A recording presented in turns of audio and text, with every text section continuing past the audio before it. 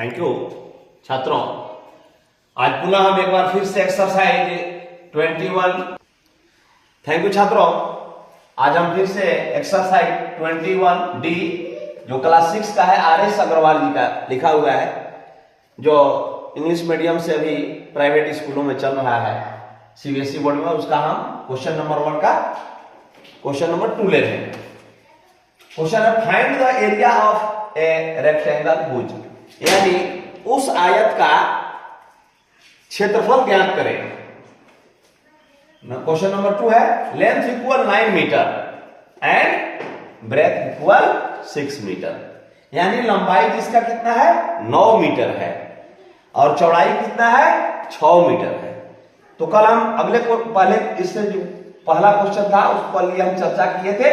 ये आयत है, यानी रेक्टेंगुलर जिसको बोलते हैं, ठीक है।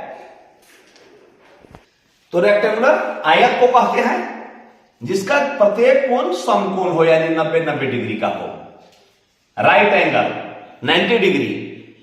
और ये हो गया लेंथ हो गया, यानी लंबाई हो गया। ये कितना दिया हुआ है 9 मीटर, और ये ब्रेथ हो गया, चौड़ाई कितना है 6 मीटर दिया हुआ है।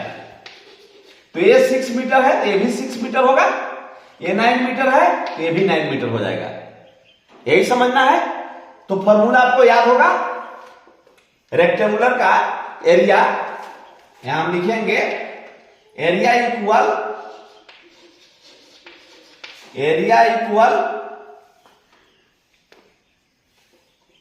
रेक्टेंगुलर का क्या हो जाता है एल गुने बी, एल इंटू बी।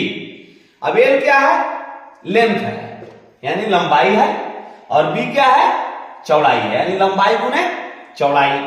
तो बराबर हम क्या लिख सकते हैं इक्वल टू 9 इंटू 6, मैं 9 गुने 6 करके 9 6 जा 54।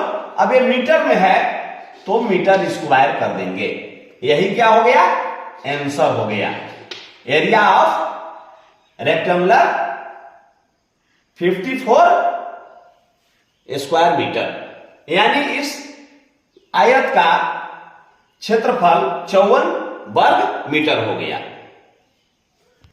तो नेक्स्ट क्वेश्चन है length equal 14.5 metre and breadth equal 6.8 metre, यानी अब इसी आकृति में समझ जाइए कि ये 9 मीटर था, अब इस जगह कितना हो गया, मान लीजिए कि ये हो गया 14.5 मीटर, ये लेंथ हो गया, और ब्रेथ कितना हो गया 6.8 मीटर, ठीक है।